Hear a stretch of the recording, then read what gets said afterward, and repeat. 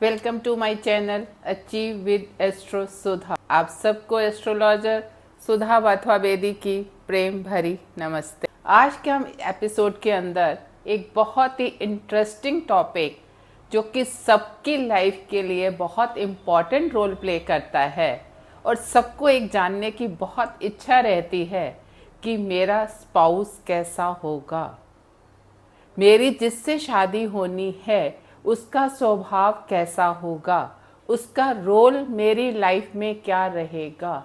ये हम सबको जानने की, जब हम उस एज ग्रुप में होते हैं, सबको ये जानने की बहुत इच्छा होती है।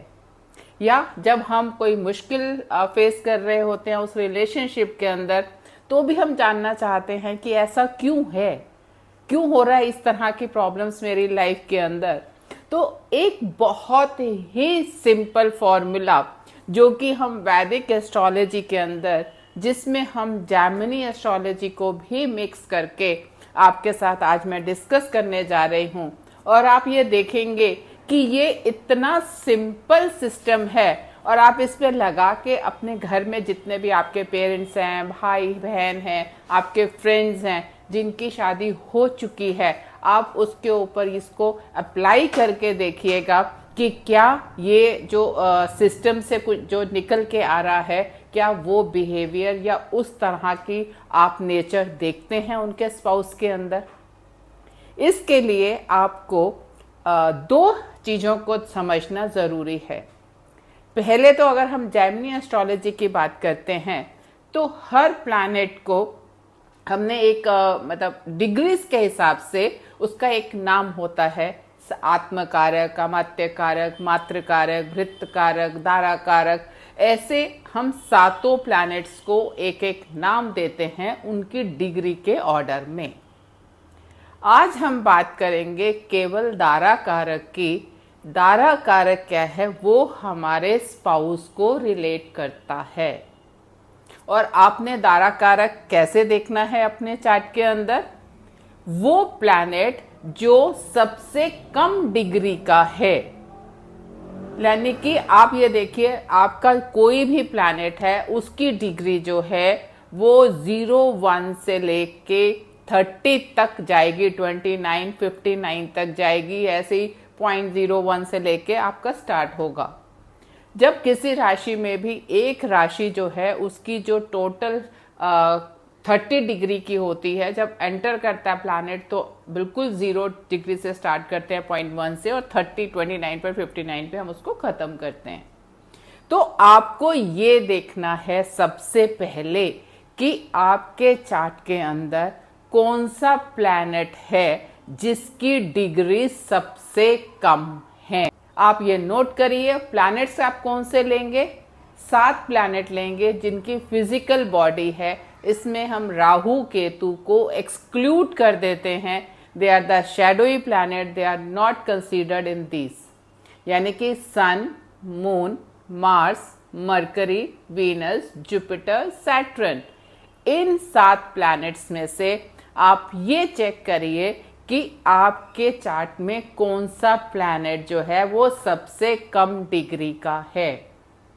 अब आप उस प्लैनेट को आइडेंटिफाई करके उसको दारा कारक के नाम से जानिए। और हमेशा ये समझिए, दारा कारक हम अपने आगे के एपिसोड्स के अंदर हर जो कारक है उसका दूसरे के साथ भी क्या रिलेशंस होता है और कैसे देखते हैं, उनके बारे में हम आगे बात करेंगे।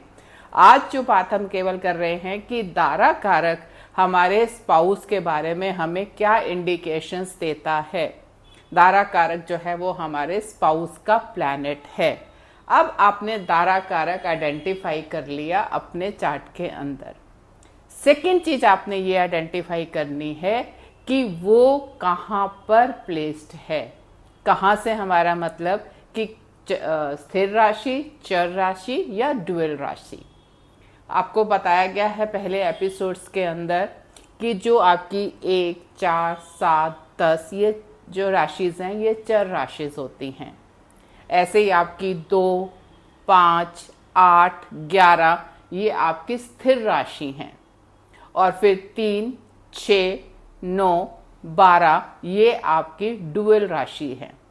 अब आपको अपने चार्ट के अंदर पता है कि आपका दारा कारक कौन सा है और किस राशि के अंदर प्लेस्ड है। अब अगर आपका दारा कारक सन है, सूर्य है, इसका सीधा सीधा मतलब ये है कि आपका पार्टनर, आपका स्पाउस जो है वो बहुत ही disciplined, strong personality, egoistic and एक काइंड ऑफ ए स्टर्बन, जिसको किसी भी तरह से मतलब मोल्ड करना या चेंज करना इजी नहीं है, you can say not possible. और बहुत ही पंक्चुअल, टाइम स्थिर, क्योंकि आपने सूर्य क्या है, आपका सूर्य राजा है, सूर्य स्थिर है। आप जानते हैं सूर्य अपने टाइम से निकलता है, टाइम पे अस्त होता है, चीजें नहीं बदलती हैं। तो अगर आपके चार्ट के अंदर आपका दारा कारक सन है तो आपके पार्टनर की पर्सनालिटी में ये सब कैरेक्टरिस्टिक्स होंगे। इसके साथ ही साथ अगर उसका वो कहाँ प्लेस्ड है, अगर वो स्थिर राशि में प्लेस्ड है तो उसे बदलना ऑलमोस्ट नामुमकिन है। जो उसकी पर्सनालिटी है वो ही रहेगी।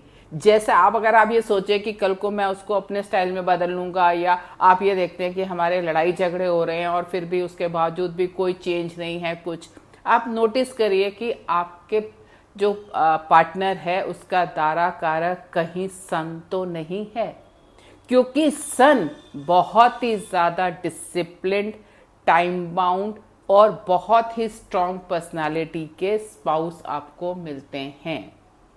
लेकिन अगर वो मूवेबल साइन के अंदर है, little bit, very little bit change की पॉसिबिलिटी आप एक्सपेक्ट कर सकते हैं।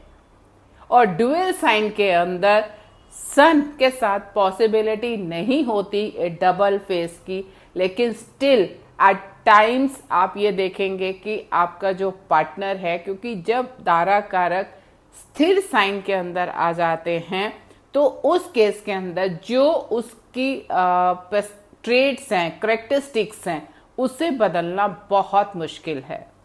मूवेबल साइन के साथ आप ये सोच सकते हैं कि जो पर्सनालिटी है, जो ट्रेड्स है, उसे हम कहीं ना कहीं कुछ ना कुछ मोल्ड कर सकते हैं depending upon other planets positions और अपने बिहेवियर या किसी भी चीज से there is a possibility being in the चर राशि कि वो चेंज हो सकता है। और डुएल के अंदर you will find always a double face कि sometimes the person is totally one kind of a personality and other time a total different kind of a personality, but in case of sun you will not find that, क्योंकि sun बिल्कुल स्थिर है, अपने disciplined है, वहां पे एक dual personality की पॉसिबिलिटी बहुत कम हो जाती है। Now we move to the next planet, moon. अगर आपका दारा कारक मून है, इस केस में आप ये देखेंगे कि एक तो आपका जो स्पाउस है वो मतलब बहुत ज़्यादा emotional and need emotional emotional support always, मतलब he always in need of someone जो उसे इमोशनली बाहर निकालेगा अपनी प्रॉब्लम से, अपने एनवायरनमेंट से, अपनी चीज़ों से। और ये और भी बहुत ज्यादा बढ़ जाता है जब वो स्थिर साइन में होता है। उस केस के अंदर they need that emotional support always from there partner. तो अगर आपका जो दारा कारक है वो मून है, then you should, if you are facing such kind of an issues with your spouse, then you accept it कि ये problems उनके साथ रहेगी and you need to find out the ways कि आप इसे कैसे बाहर निकालें। लेकिन साथ ही साथ you will be surprised कि they will totally have a motherly nature. They will be always over concerned about you. कि आप कहाँ गए, क्या किया, रात को लेट नहीं हो जाए, टाइम से सो जाओ, ऐसे खा लो, ये पार्टीज में मत करो, ओवर ड्रिंक मत करो, ऑल लाइक मदर कंसर्न्स, जो कि आपको मतलब many times it disturbs the to the spouse कि आप बहुत, they are not controlling, in fact they are concerned, लेकिन जो एक उनका नेचर होता है मदरली, बीइंग मून धाराकारक, उसमें क्या होता है कि you get irritated many times, spouse get irritated कि ऑल द टाइम मतलब इस तरह की इंक्वायरीज या इस तरह की कमांड्स कि आप ये करें वो करें, ऐसे नहीं करें वैसे नहीं करें, but being moon it is there in built motherly style कि वो आप कंसर्न्ड हमेशा फील करेंगे, वेदर इट इज हस्बैंड और wife, they will always be behaving in that one way. They would be needing that emotional support, and other side they will be over concerned about your activities.